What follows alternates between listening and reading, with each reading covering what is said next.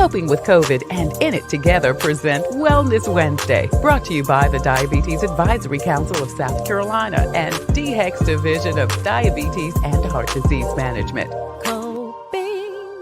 Coping with COVID with Tre Tailor.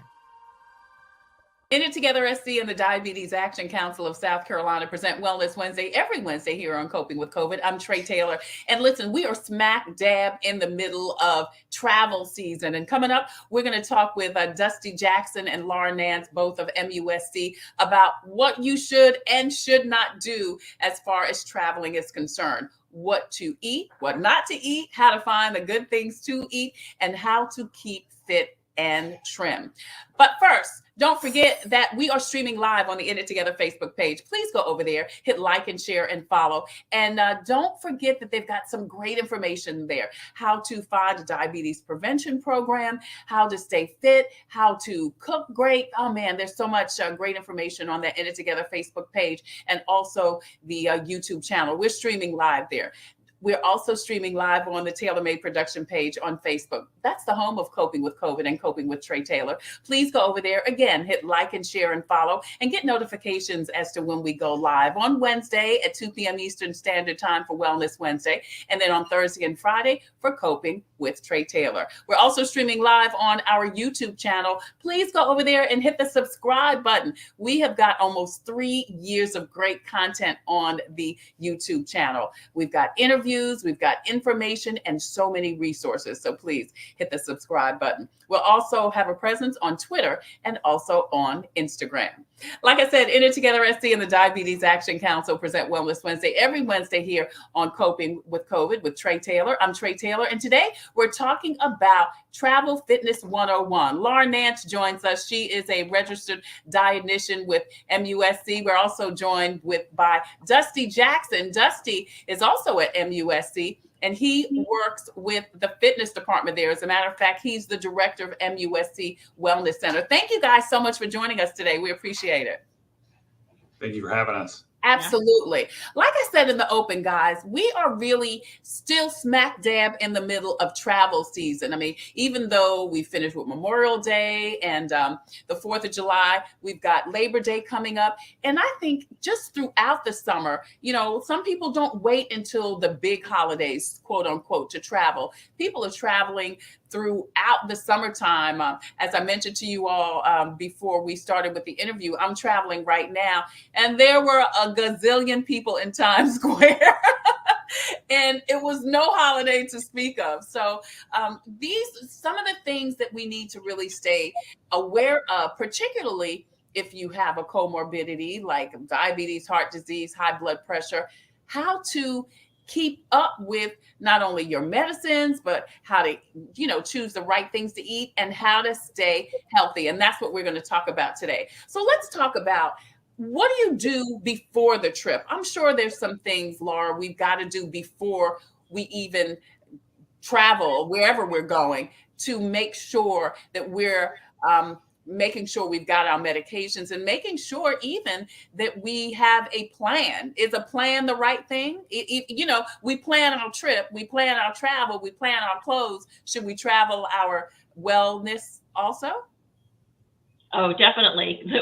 We talk about planning ahead all the time and, in response to dealing with the comorbidity, preventing a comorbidity, decreasing any other kind of health risk, or even if you're trying to manage your weight. We talk all the time about planning ahead. And it doesn't necessarily mean figure out what's for breakfast, lunch, and dinner, but look at your itinerary ahead of time and see if you can kind of scope out some places that would be better for you to eat versus others.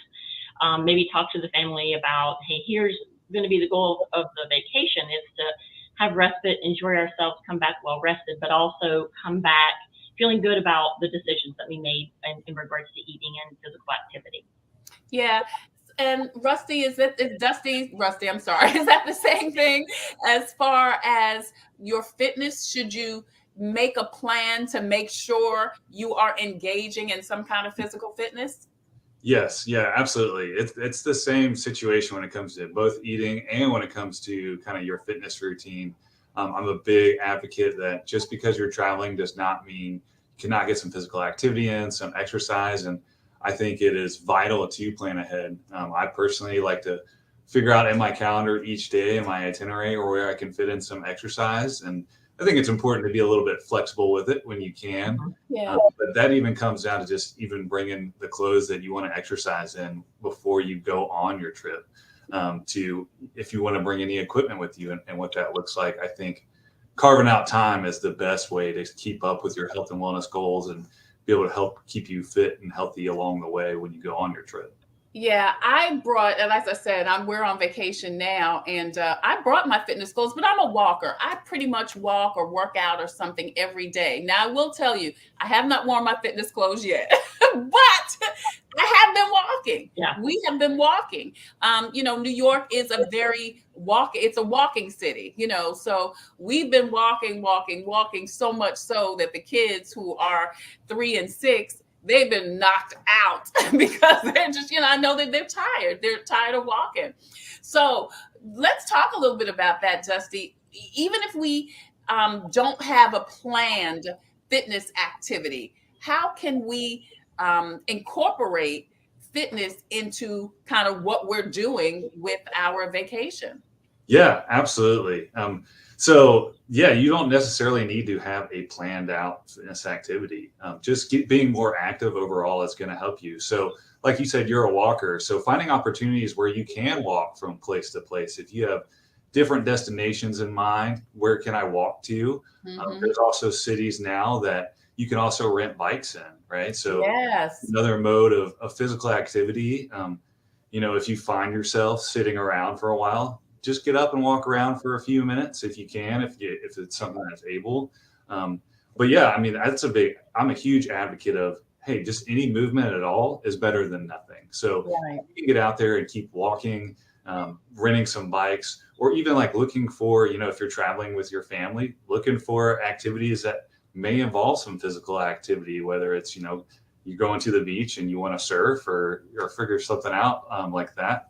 I think that's an easy way to incorporate some exercise that still involves some fun, so it doesn't really feel like exercise. Right. Dusty Jackson joins us. He's the director of MUSC Wellness Center. I'm Tre Tailor, and Laura Nance also joins us. She's a registered dietitian at MUSC, and we're talking about travel fitness. Dusty, I'm going to come back to you and ask you a couple of more questions. But Laura, I want to ask, what happens if someone is on some medications, again, whether it's their diabetes, high blood pressure medicine, and they forget to pack it? What can they do? That's a great question. I think I would probably try to contact my physician would be first thing, whether it's through messaging through a MyChart system or actually calling the nurse and letting them know the situation you're in. And that's a great point to bring up, because we don't want to just say, I'll be okay over vacation. Right. Again, we mentioned earlier about vacation is for rest and respite and to come back feeling good. And if you're not on your medications or not physically active or not eating well, you're going to come back in a worse situation than you were. So certainly we want to make sure we keep up with our medications.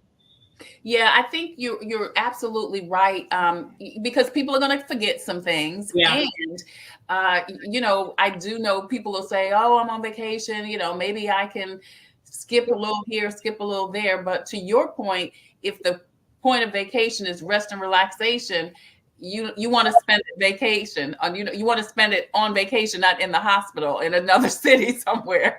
Great point. Particularly those high blood pressure and diabetes medications, they work immediately and they need to be taken on a consistent basis. So absolutely. Yeah. Let's talk a little bit about food. How do we make the best food choices? And when is too much? I mean, can we take a little break from our diet when we're on vacation? Yeah, you can. Moderation is a word that we dietitians use quite a bit. We don't want you to go on vacation and feel that you have to follow a rigid schedule like you did before. We want you to have some flexibility and really enjoy some of the foods that from a different region, maybe, or different area that you haven't enjoyed before, that you've really been looking forward to. I think mindful eating is probably a tool that would be very helpful during vacation. And it basically means being satisfied with what you've been given, but not necessarily always from the physical perspective. Certainly we want to nourish and satisfy our bodies, but we also want to enjoy the environment, the smell, maybe our palate satisfied through the taste, the texture of foods. I think being mindful of our plates in general, just mindfully eating in a sense, allows us to not necessarily overindulge, but really enjoy the experience of eating that's more than just in your mouth, you know? Yeah. So how much cheating can we do? I mean, and I guess it depends on what your condition is, whether it is diabetes, high blood pressure, heart disease. But how many ice cream sundaes is too many ice cream sundaes? Well, it's a good point. So you're right. There's not much we can do if you have too many ice cream sundaes and you do have diabetes and your blood sugar spikes. So we might be in a little bit more of a danger zone there. So I think, again, portion control and moderation and mindful eating really need to come into play. And if you are feeling ill or feeling like, hey, I really overdid it here, hydration is probably one of the biggest points I can give anyone on a vacation, whether or not they have any, health risks at all. We know that adequately hydrating will help lower those blood pressure numbers. It'll help with the blood sugar control, and it also helps ward off excessive eating. So staying hydrated is a great tip. You had asked earlier, how can we plan or ahead? Making sure that you've got a good water bottle packed somewhere in your suitcase or carry-on is a fabulous plan. We can't rely on water fountains with COVID-19. Right. Anymore to be open, and it's just better for the environment too versus using the plastic bottles. But either way, you have to hotel water is $5. Yeah, so better for the wallet too. So pack that water bottle is probably the first thing I would say as far as packing and planning ahead. Get it in your carry-on so you have access to it. Yeah. What about alcohol? Again, how many drinks are too many drinks if you're on vacation? And what is there a yes and no as far as do you drink wine and not drink a hard drink? Yeah, that's a good question. And I would say when it comes to beverages, it's your choice, right? We want you to enjoy what you're consuming. That's the whole part of eating. It's not just nourishing your body, but also enjoying the experience of eating. So if someone says to you, you have to have a liquor drink, it's better for you than wine, but you really enjoy wine, I'd say that's nonsense. Let's really consume what we enjoy, but again, kind of use that moderation tool. Alcohol has calories, and then when we sometimes have it with a mixer too, we've got additional calories. So I think that's something else to think about is not necessarily the specific caloric content, but that can be certainly part of overindulgence. Just be mindful that your drinks do have calories as well on top of the food that you're eating. So again, moderation is the best key. And if you feel like you've got high blood pressure, diabetes, and you've overindulged in a bad situation, I would encourage you to seek out some medical attention if you can. Mm-hmm. Laura Nance is a registered dietitian at MUSC. Dusty Jackson joins us also. He is the director of MUSC Wellness Center. And we are trying to keep you safe and healthy during your travel this summer. And that's what we're talking about. Dusty, going back to the alcohol question, is there something we can do if we have consumed too much alcohol to get our body kind of back on track? Is that myth? Facts or fiction? It's a little bit of myth, but it is always important to keep moving to kind of regulate your body systems and kind of what you're doing. That, like Laura said, they are additional calories, and a lot of times they're not the best calories for your body, but you also do need to enjoy yourself on vacation. Yeah. I do think it's important to keep moving and kind of go back to Laura's point earlier, especially if you are consuming alcohol, make sure you're hydrating even more and drinking a lot of water. But any movement is, going to help the body system process and kind of get through things a little bit better than if you were just staying stagnant.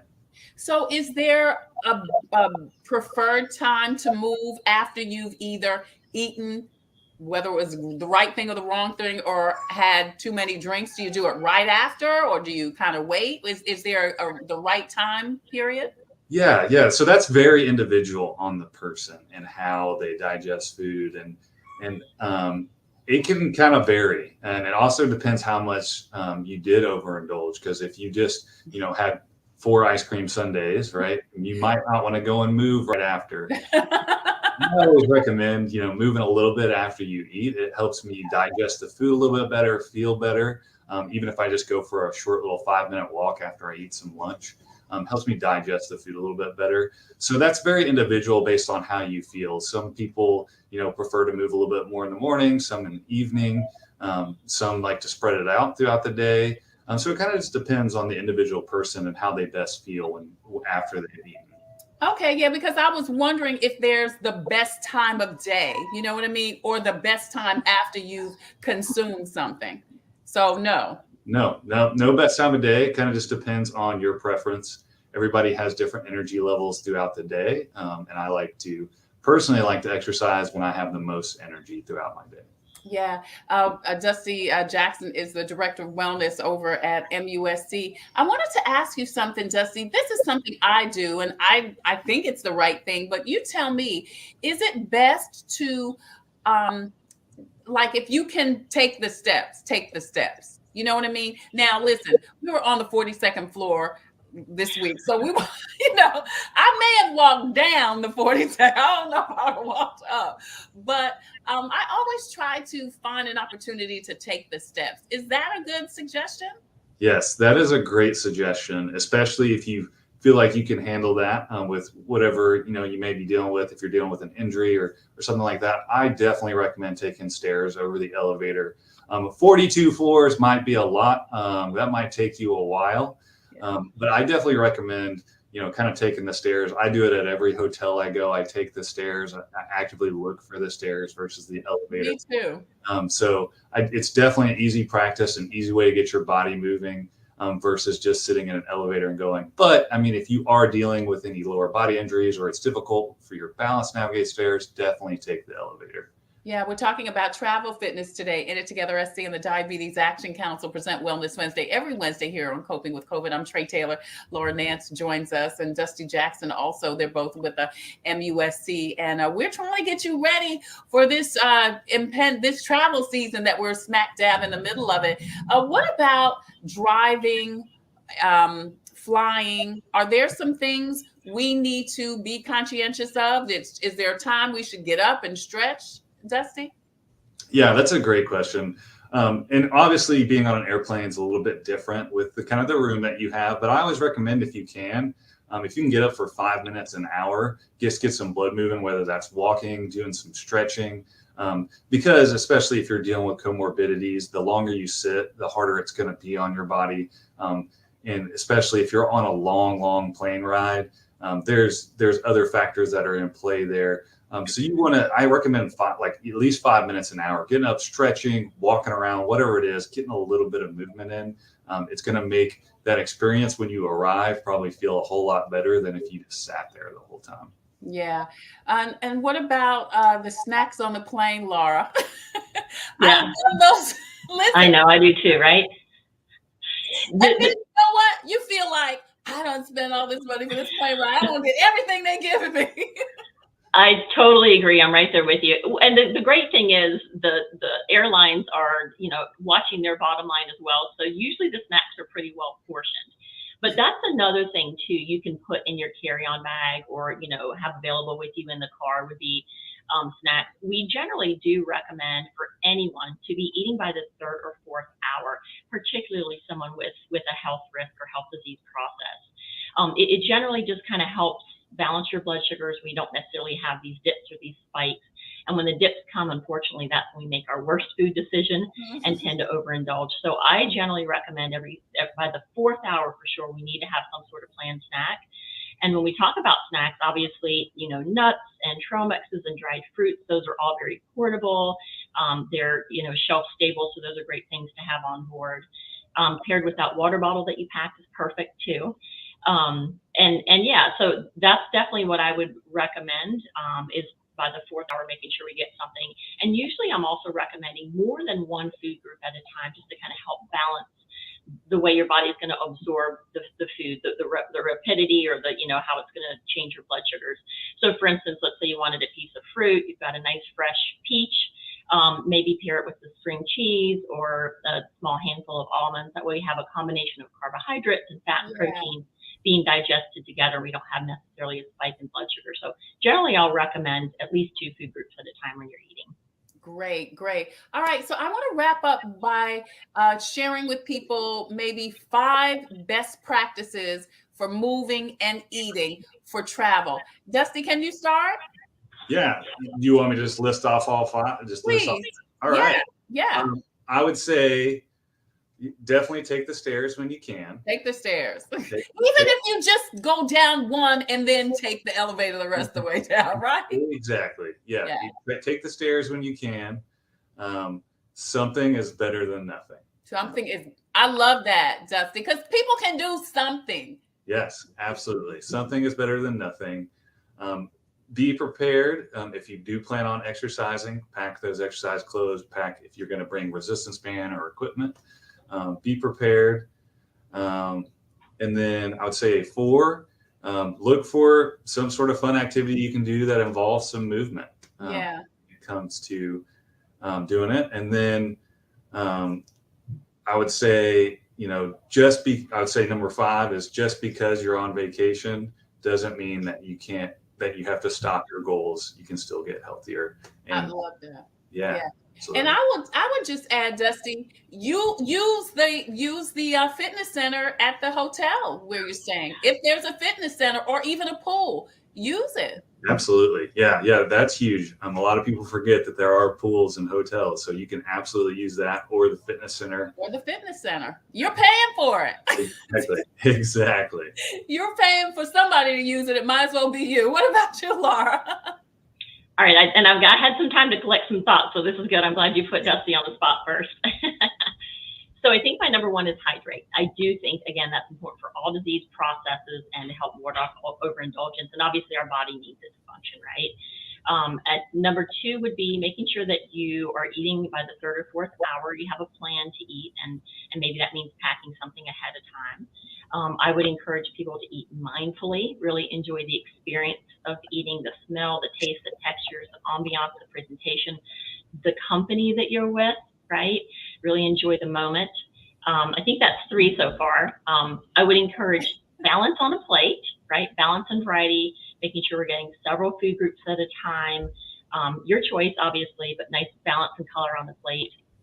And number 5 would be, I guess, pushing the fruits and vegetables. Yeah.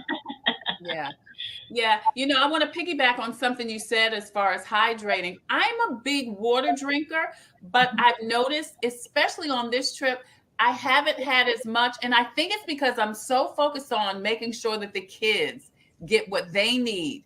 I just realized that I'm not drinking as much water as I usually do because I am away from home. You are away from your regular schedule. Yep. And then I think when you have kids, you're so much more focused on making sure, they do what they're supposed to, but we've got to look out for us too, as adults, as parents. I think you hit the nail on the head. You're not in your routine, organized day where you've got your water bottle and, I have to fill it up 3 times before I leave work today, that type of thing. And you're just so distracted. So I think that's a good point that we really need to emphasize how important it is during travel, especially during the heat, during the summer. Exactly. So I've had 3 slices of New York pizza already. I think I'm finished. I'm okay. Have a salad for dinner, Trey. Yes. And I had one yesterday, Laura. I had a good beet salad with my pizza. I like it. Laura Nance joins us. She is a registered dietitian at MUSC, and Dusty Jackson is the director of the Wellness Center at MUSC. We've been talking about travel fitness. Hey, don't forget to hit the rewind button if you just joined us in, especially if you're traveling somewhere, whether it's a short trip or a long trip this travel season, because there are some things you need to be conscientious about so that you can enjoy before, during, and after your vacation. Guys, thank you so much for joining us today. Such great information. Thank you so much. Thank you. We really appreciate it. Hello, I'm Carolyn Sawyer, an entrepreneur and caregiver.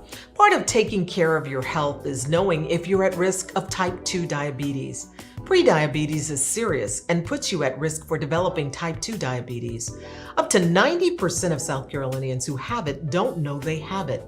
Visit inittogethersc.org. Take an online test to find out your risk and join a diabetes prevention program. This message brought to you by the Diabetes Action Council of SC.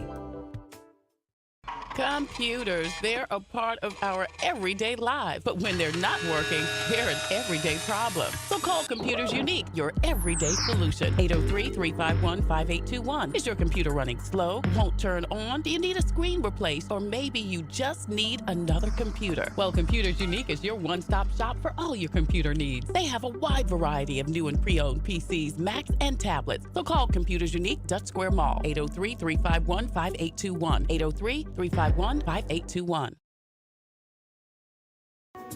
Hi, I'm Master Deputy Addie Perez with the Richland County Sheriff's Department Community Action Team. As a mother, I know it's important to take care of my health for those I care about. Part of doing that is knowing my risk for developing type 2 diabetes. So if I was you, I'll take the opportunity to visit inittogethersc.org and take an online test to find out if you have prediabetes. Again, the website is inittogethersc.org. This message is brought to you by the Diabetes Action Council of South Carolina.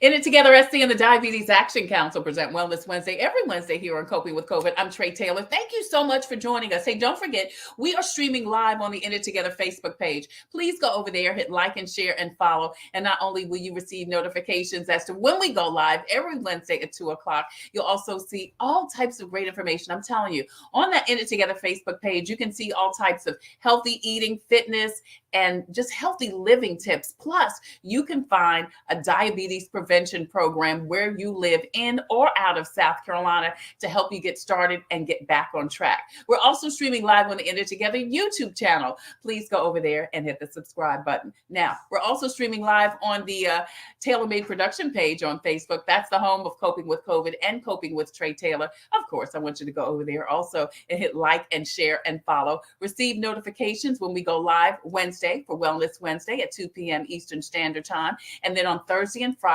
again at 2 p.m. for Coping with Tre Tailor. We're also streaming live on the YouTube channel. We have got over 3 years of content on that channel, interviews, information. So please hit the subscribe button. We also have a presence on Instagram and also on Twitter.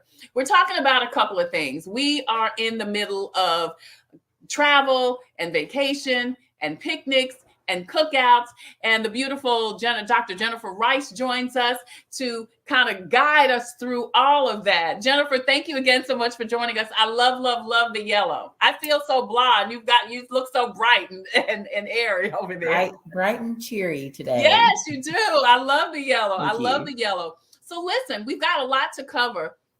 I want to talk first about outside events. You know, we've got cookouts, we've got picnics, and you know, it is such a great time to get together with family and friends, but it's not great if we're not eating the right things. You know, there's a whole different piece to having food outside.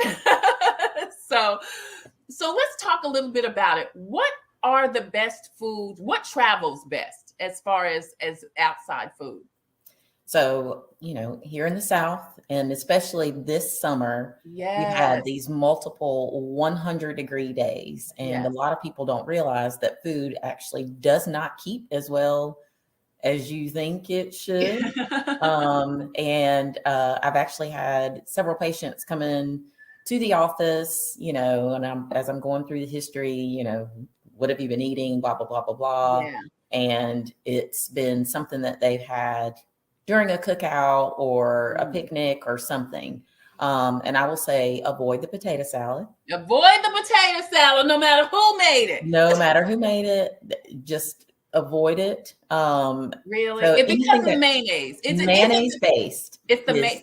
So Jennifer, let me ask you this. Is it any dairy-based product that doesn't need to be eaten if it's been outside? For the most part, because even, you know, people don't really think about like cheese as well. Cheese, so yeah, on your cheeseburger. You have to think about those kind of things as well. Wow. And if something's been sitting out for a couple of hours, if the temperature has gotten too high or too low, that also can cause some, you know, issues with food preparation. And then you have to factor in that it's outdoors and you may not follow the same safety precautions as you would in the home. So I'm always very cautious of who I eat after, part as I'm a germaphobe, Yeah. But if someone's handling raw meat and doesn't have access to wash their hands, or, I've seen people before, and this is probably what did it for me, seen people take chicken, off of the raw chicken off of the tray that you get out of the grocery store, put it on the grill, and then put it back onto the raw tray. Oh, wow. Okay, so So wait, Jennifer, because you're talking about a lot of things, girl. So we've gone from the dairy. So let's finish with the dairy. So anything that is dairy based, we probably don't need to we probably don't even need to take it to the cookout. Can we eat it inside if it's a cookout as opposed to a picnic? well, if you especially if you're part of bringing stuff like the potluck or whatever, just make Right. sure what you bring is on ice. Gotcha. So the cheese is fine. Just make sure that it's on ice, that you're not just putting it in just a regular freezer bag. And then when you get it to the place, you need to put it either back on ice, replenish your ice, or put it in the refrigerator Correct. somewhere. That is not something that needs to sit out at all. So there's not a time limit on it. You're saying if the heat hits it, it's wow. Especially with the temperatures we've had. It's just it's been out of control. And if you're in direct sunlight, especially if you're not like in a covered space, that food heats up very quickly, and it can make you sick. So milk, mayonnaise, eggs, leave it alone. Milk, mayonnaise, eggs with cheese. So anything dairy, if the sun has hit it for 0.00 seconds, it just needs to leave it alone. Wow. It's not worth it. It's just not. It's not worth. Getting sick over. So fruits keep wonderfully. Fruit's a great thing because it doesn't really matter as far as the temperature as with the fruit, and you have to be careful even with like your lunch meat. But bread is perfectly fine. Bread's so if you fine, want to do like a pasta salad, that's not mayonnaise based. It's more not mayonnaise based. So if you do your pasta salad like with a little vinaigrette, oil and vinegar, whatever, you're fine with that. Yes. But girl, nobody wants that. People want mayonnaise in the pasta salad. I know. And that's also the thing is when you're outside and you're eating a lot of heavy food. So you're eating a lot of fried food, which doesn't last long, as we know, when it sits out anyway. The grilled stuff, it tends to hold a little better because if you think about it, when it's fried, that outer, shell, it wilts just because of the temperature. So it doesn't taste as fresh. So it's okay to bring, your cold things and, eat it cold or eat it as soon as it gets off the grill, and just cover your food. So I always encourage people, just bring, coolers, have some ice. Once you cook the food, just go ahead and put it on that ice. And if people are not there on time, when you say that things are going to start, then they'll just have to eat the food cold versus leaving it out. Because then you don't want the flies and all that stuff on it anyway. Dr. Jennifer Rice joins us. She is a nurse practitioner that practices in Lexington, South Carolina.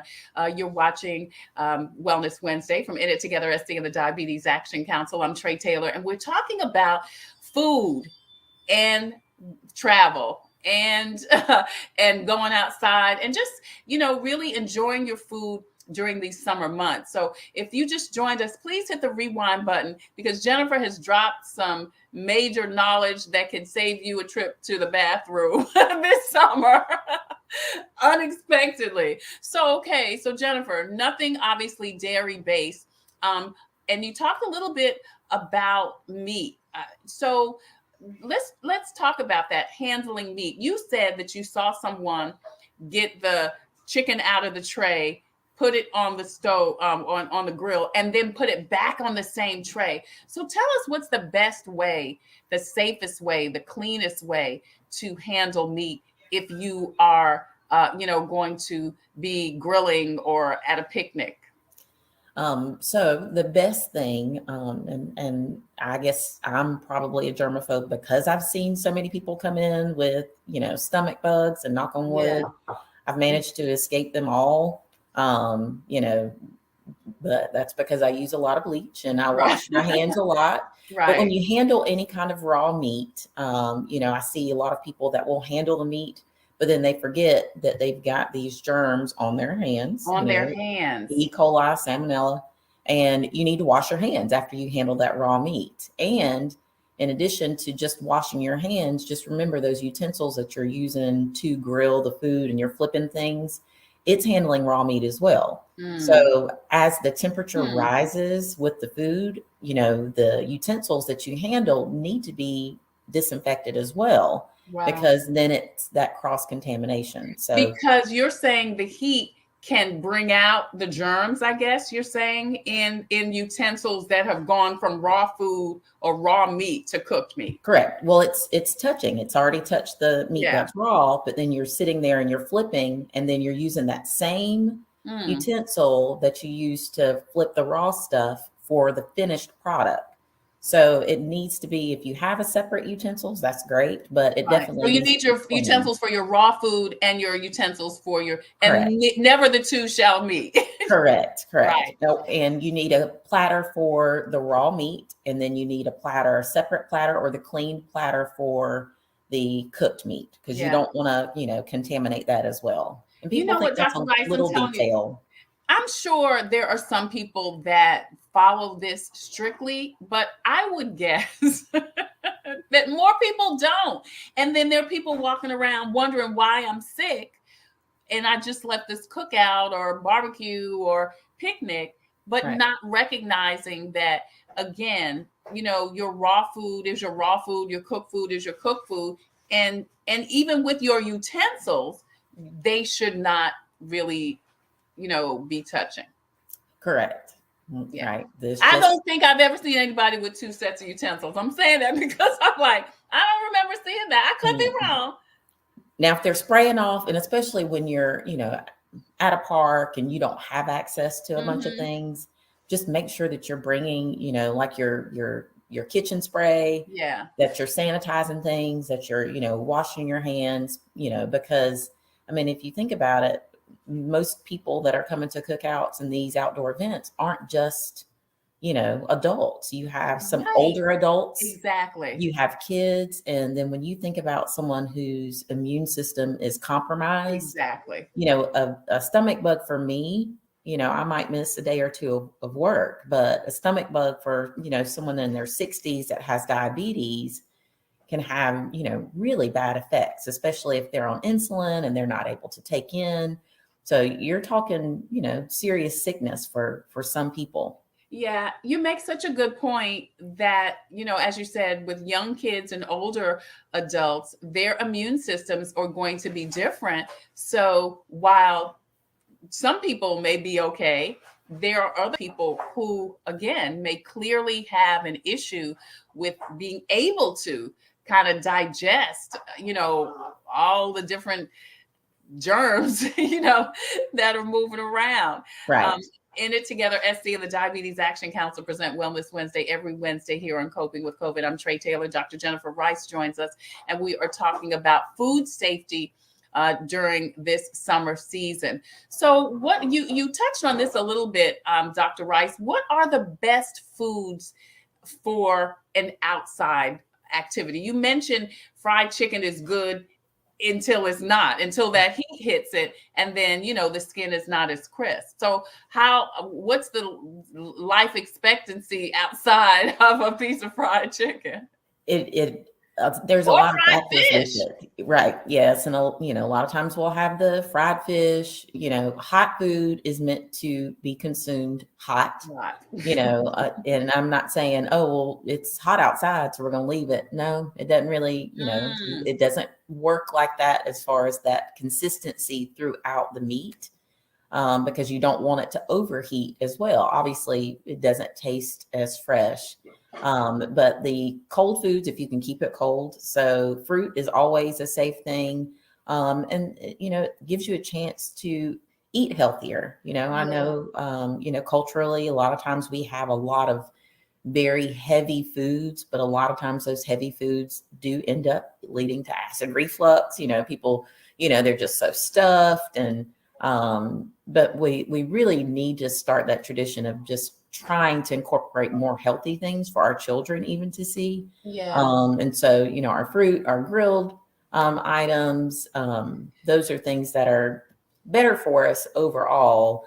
And then you don't have to worry about your rings not fitting and your ankles swelling because you've had all this, extra salt and all these preservatives to keep the food fresh. I'm glad you mentioned grilled foods because I was going to ask about that. So does grilled food keep better outside than fried food?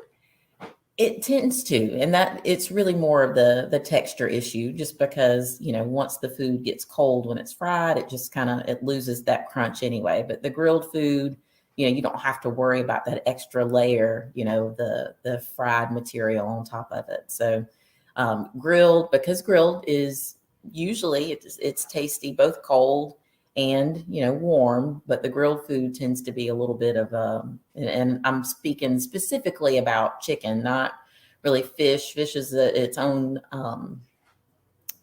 that's a different subject, because grilled food. Let's talk about it. You've talked about chicken. Can we talk about fish, since you said that's a whole different thing? So fried fish, just eat it fresh, Right. Eat it hot, right out of the fryer. But any kind of grilled fish, you want to eat that immediately. That does not need to sit out as well, because that can be a little bit more, you can see more contaminants with the fish, as, instead of, chicken. Hot dogs keep, pretty well, because So it's already very processed. So hot dogs are pretty safe regardless of the temperature. What about hamburgers?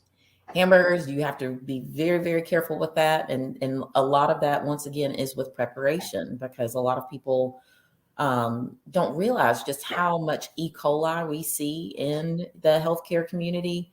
I'll have people, and particularly women, that will have bladder infections. Oh, wow. And a result of E. coli. So that's actually one of the most common bacteria, because, once you have a bowel movement that has E. coli, sometimes it will, contaminate a woman's urethra. More for a woman than a man as far as a bladder infection? Correct. Just because our anatomy is a little bit more complicated. So it's easier for us to generate a bladder infection. And like I said, E. coli is probably one of the most commonly seen contaminants for bladder infections. So, those urinary tract infections, a lot of people don't think about, well, where did I get E. coli from?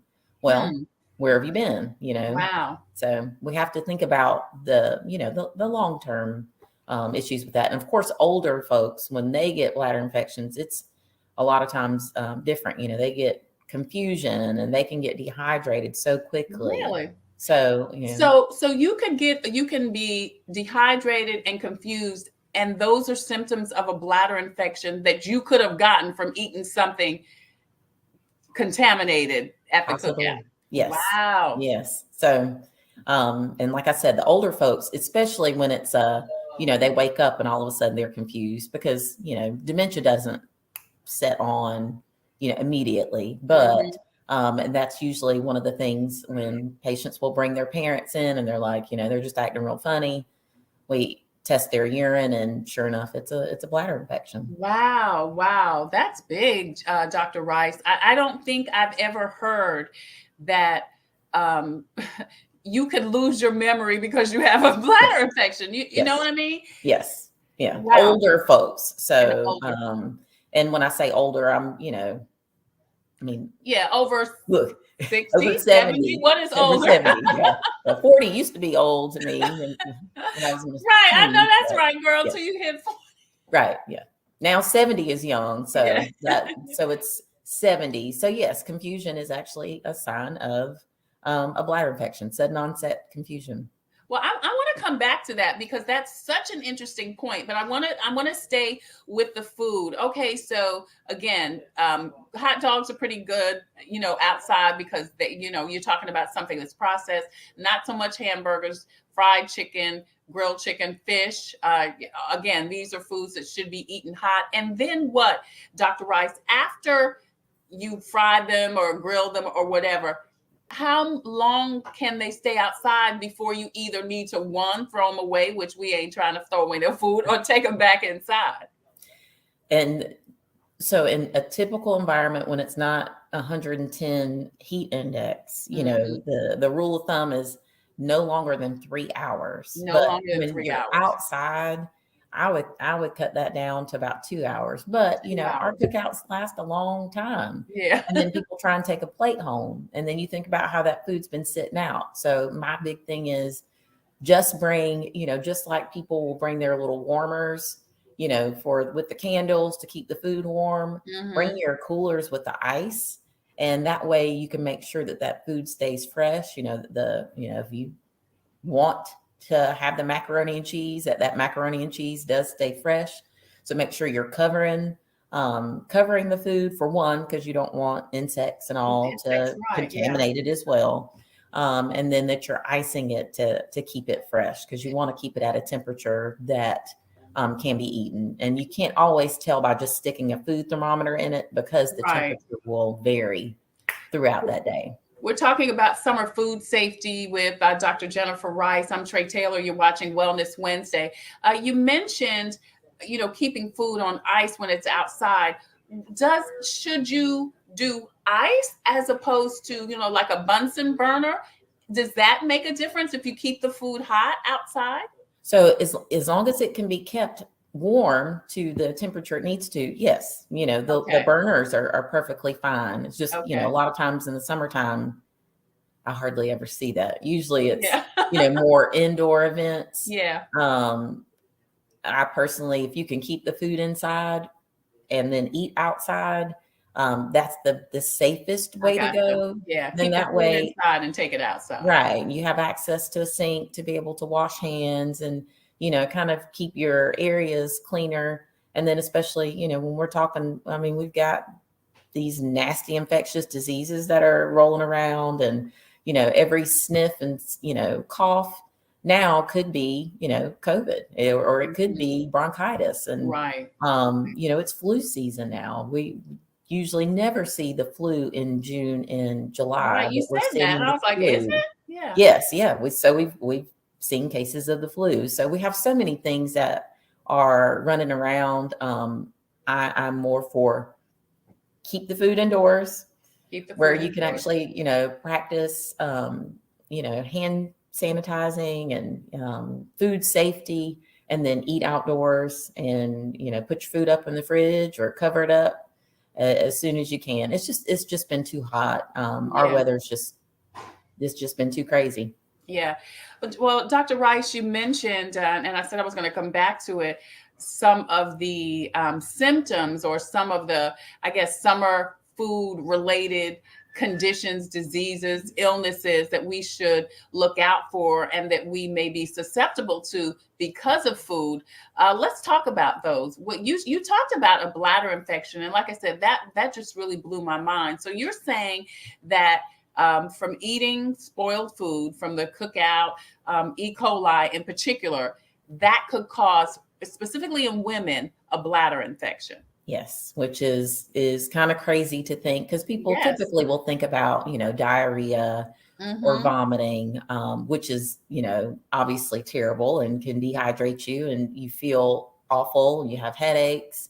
But some people don't realize, just that nausea as well that you can feel without the vomiting sometimes is worse than Yeah. vomiting. Yeah. Headaches.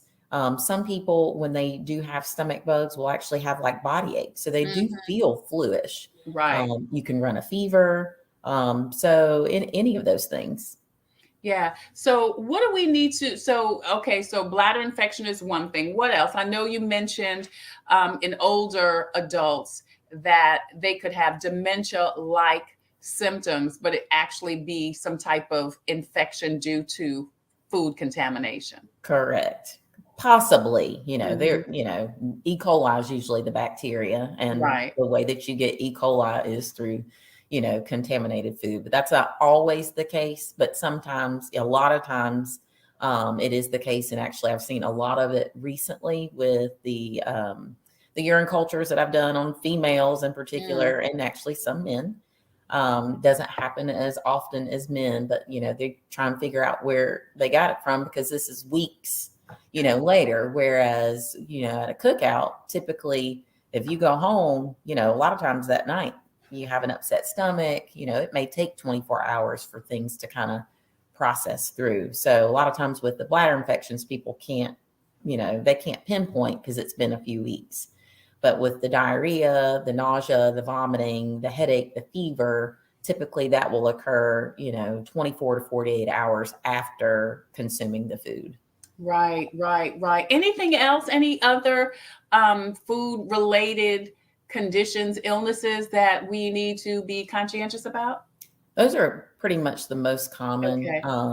you know, and because you can have a secondary infection because of that, you just want to avoid it at all costs. You know, I hear people joke, well, if you want to lose 10 or 15 pounds real quick, you know, you can eat some of that stuff. You Oh don't my want to lose weight God. that way. That's not the way you want to lose it, Right. especially, you know, when you are so dehydrated and people come in and they seem so desperate. And I'm like, I'm sorry, there's just not a lot I can do. You know, I can give you some medicine that'll make you sleep, but there's nothing, you know, just that will zap that, you know, stomach ache away. So you're saying that there's really no treatment. You just got to let it work out of your system? Correct. Yeah. I mean, you can take, you know, Imodium to help with the diarrhea or Pepto-Bismol, but for the most part, there's just there is no magic, you know, pill unless there is a parasite, because, you know, you can Right. actually get, you know, parasites from untreated water or food as well. So sometimes you have to have an antibiotic for it. So it's a lot more complicated than people realize. Just you know, what can happen when you eat the wrong person's food.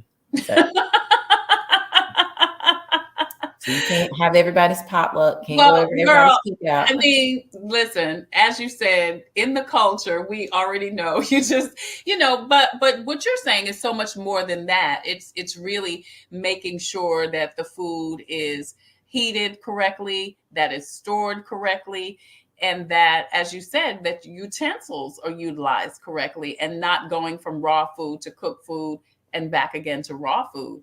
Correct.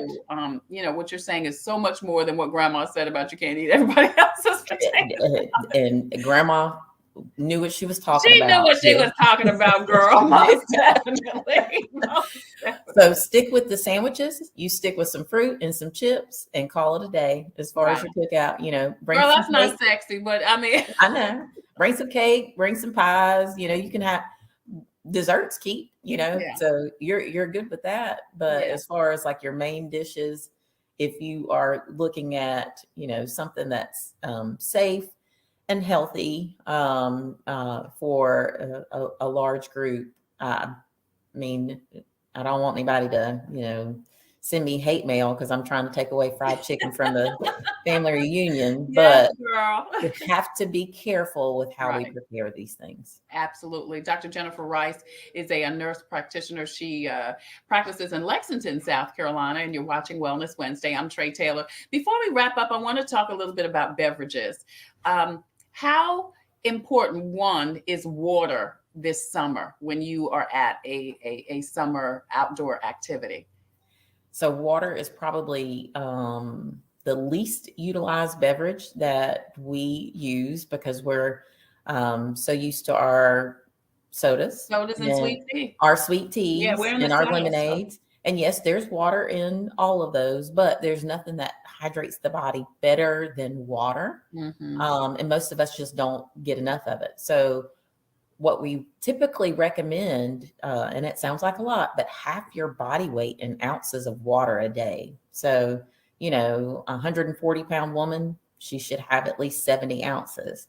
And the water, you know, most of our body is made up of water. So we Right. need that for, you know, our skin. We need it for, you know, our kidneys. We need it for all these things to stay hydrated. So, and especially when we're talking these increased temperatures, we've got to hydrate because, and if you're a sweater, like I'm a sweater, I will walk outside and you would think that I just jumped in a car wash. Yeah. So I have to drink a lot because you can lose, you know, electrolytes or you'll have muscle spasms. Teenagers are the worst with drinking water. You know, Yeah. they only drink when they're thirsty. And it's like, no, you've got to drink before you're thirsty because once you're thirsty, you're actually getting dehydrated. So you have to stay Right. on top of that.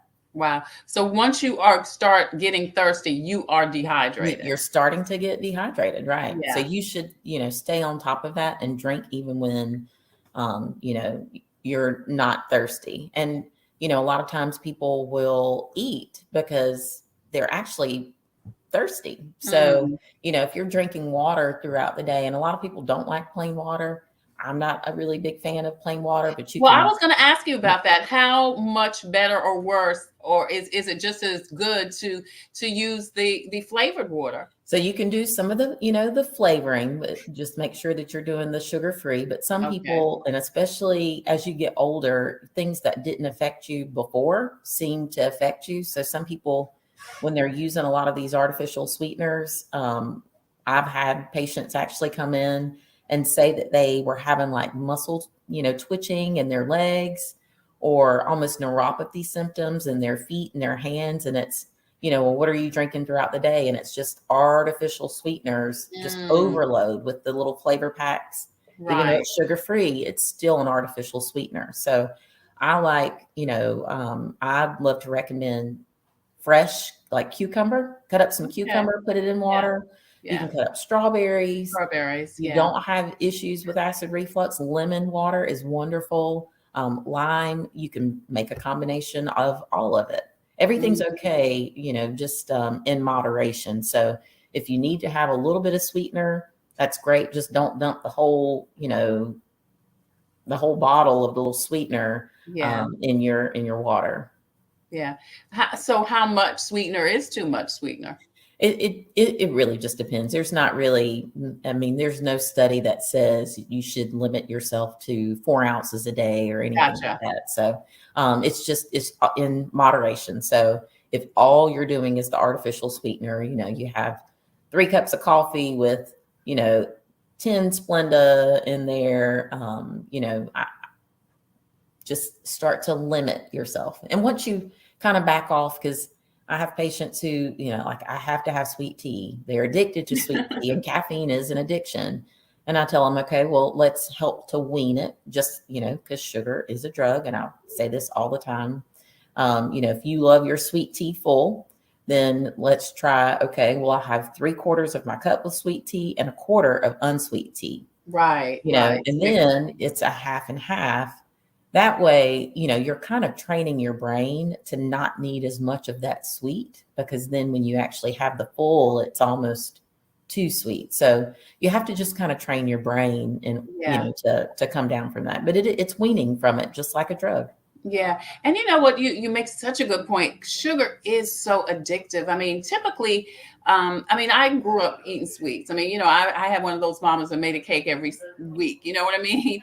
But as I grew older, I again weaned myself off, and like during Lent, I'll fast from sweets. Right. And I'll tell you, it's a lot to wean off of it, because the more you eat, the more you want to eat it. Right. But once I don't have it, I'm okay. You're okay. And it truly is a sugar detox. Yes. So, and typically, like I will do a low carb diet, and that first week is terrible. For some people, even detoxing from sugar, they actually have like upper respiratory symptoms where they'll have some nasal congestion, and they'll have a sore throat. They might have a little cough, very irritable, but it will pass. You just have to give your body, get your body past that first week. Yeah. And typically then it's much easier. But once you decrease the amount of sugar that you have in your body, I typically will have people say that they sleep much better. They have more energy because that sugar's not weighing them down. Their joints hurt less. And people don't believe me when I'm telling them, if you come down off some of the sugar, I promise you, you're probably going to notice less of that knee pain and stuff. And they're like, yeah, I'm sleeping better. I feel better. I have more energy. Because, fatigue honestly is probably one of the top complaints that I have from patients is they're just tired. And a lot of it is related to diet and our overconsumption of sugar. Because when you're tired, what do you reach for? Yeah. Sugar. Sure, yeah, need a boost. You think Right. you think you need that boost, yeah. Right. And so it's just, once you're always reaching for that drug, you need more of it. Just like you said, Yeah. you go off of it, but that's just like drugs, So once you have a little bit, you need a little bit more bit to more. satisfy, and then Yeah. you've got diabetes, and there you go. Well, I definitely want to talk about the comorbidities, but before we go to that and wrap up, we talked about water. I got to talk about adult beverages, the Yes. beer, the wine, the, vodka and orange juice, whatever you drink, you know what I mean? Vodka, Right. Coke and gin, whatever. How much or how little should be consumed, particularly if we're outside? Does the weather negatively affect drinking alcoholic beverages? Yes. So alcohol actually dehydrates you. So, typically I recommend if you're going to have one beer, then it's a water, especially if you're going to be outside. Most people, don't follow that because it's, if you have one glass of wine, you're going to have a second and a third and a fourth. Or, when I'm talking to patients, okay, well, you have a 6-pack, how tall is the can? Are you talking a little 12 ounce? Or are you talking a 22 ounce? Because there's a big difference with that. And then, when you're sitting around and you are talking to people, you do tend to drink more, and that's okay. But you have to make sure that in between, for one, that you eat, and that you are hydrating yourself, because that tends to make people, the next morning, the hangover symptoms of the headache, a little bit of nausea. If you're drinking more water in between those, mixed drinks or, full drinks, then you'll typically feel better. Your skin will look better. I can tell if I've had too much wine the night before because my skin looks a little dry. But if I'm drinking my water like I'm supposed to, you really can, you can tell the difference. So do you drink a drink some water, drink a drink some water? Do as I say, not as I do all the time. I do try. Because how much water though do you drink, Dr. Rice, in between your drinks? So, a lot of times it's just in the social setting that we just like to have something in our hands. Yeah. And so I will switch to just to have something in my hand. So that way I'm not indulging a little bit more than I want to. Because then you're thinking about all those extra calories. It's a bunch of sugar. Yeah. So really, if you alternate, that tends to, for one, it cuts down on the calories. For two, it cuts down on the hangovers. And for three, it does keep you a little bit more hydrated. Yeah. And how does all of this affect folks that have high blood pressure, diabetes, and heart disease? I mean, we are sponsored by In It Together SC and the Diabetes Action Council. So we always want to, and there's such a large portion, not only in South Carolina, but all over the country, of people of all ethnicities, that have the big three: high blood pressure, heart disease, and diabetes. So how does drinking and eating affect folks with these three? So I have a lot of patients who are very surprised, when we're talking about their prediabetes or their hypertension, their high blood pressure, their high cholesterol as well as one of those things that is affected by, sugary drinks. Right. Beer, if you're not drinking, like the ultra where you have the lower, the carbs of the sugar, they're making everything now lower carbs. That's the way. If you're going to drink is usually the way to go, because you're taking in fewer calories, because there's so many calories in an alcoholic drink. So even if you are having, a whiskey, and then you add your chaser, so you're having your Coke or your ginger ale or whatever with it. So you're adding all those calories up, and you've had 2 drinks and easily 500 calories, right? So that should be what you have for lunch. So when you're doing all these calories, okay, well, I'll have happy hour this day, this day, this day. Of course, it puts on the weight, increased weight when you have that, weight gain. people tend to have a higher risk for high blood pressure, diabetes, and high cholesterol. And that's just one of the things that I coach my patients. If you are just having the drinks on the weekends, or if you're having a happy hour, just, one drink a night, cut that back. Come back and see me in a month. Let's see where your weight is and let's see how your sugars are. And if they actually follow that plan, more than likely people are able to lose weight and improve their blood pressure. So people don't really realize that. And then you think about what you're eating when you're drinking, because then, when people are drinking, they, you snack just kind of mindlessly because your inhibitions have been lowered. So you're eating more. And you're not typically sitting there eating a carrot. You're right.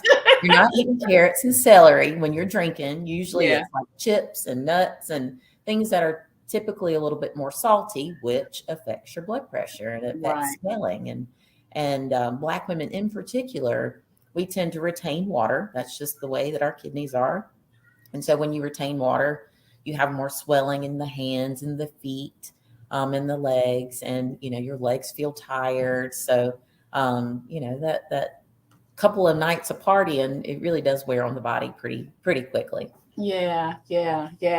What are the best foods? Is there a best food to eat when you are having an adult beverage?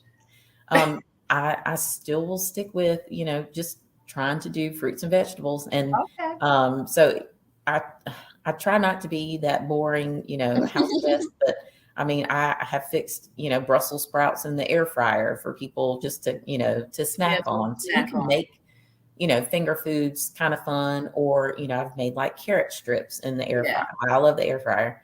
You can put vegetables in there because most of the time what you want to do is crunch, right? So if you're doing like your vegetables that are a little bit more crunchy, it doesn't seem like you're punishing people with rabbit food.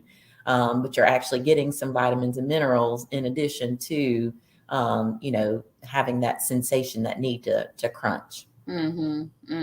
Great.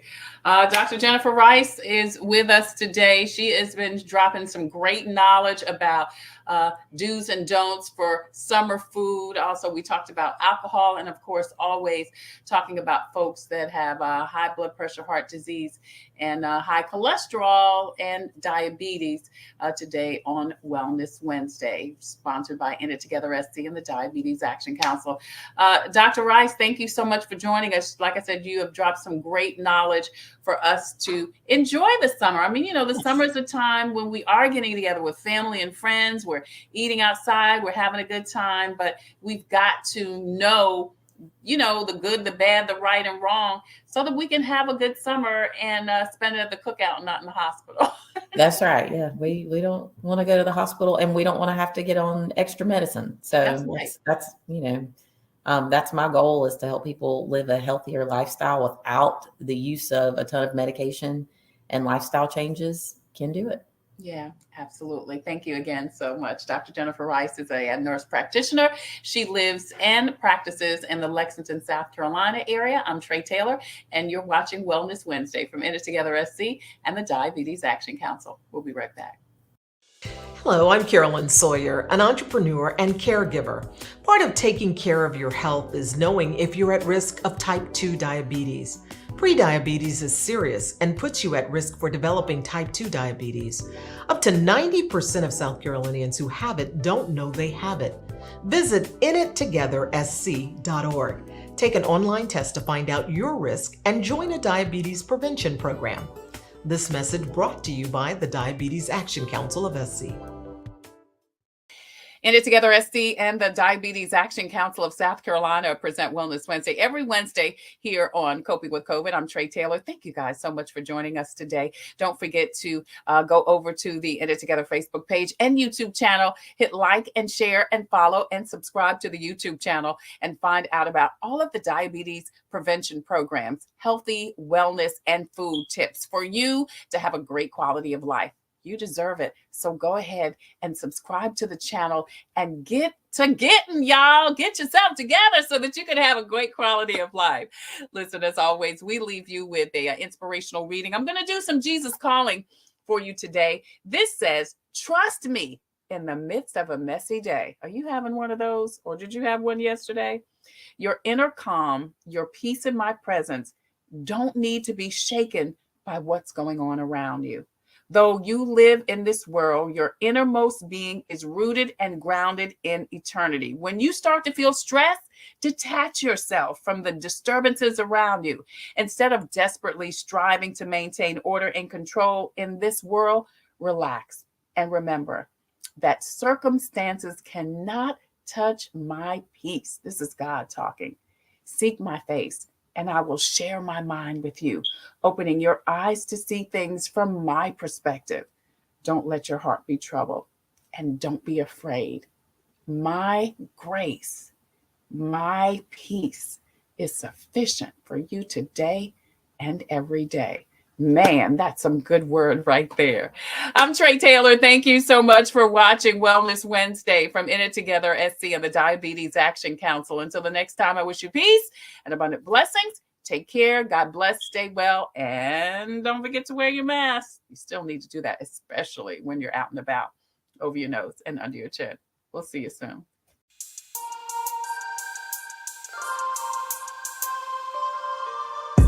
Coping, find peace of mind to survive through whatever.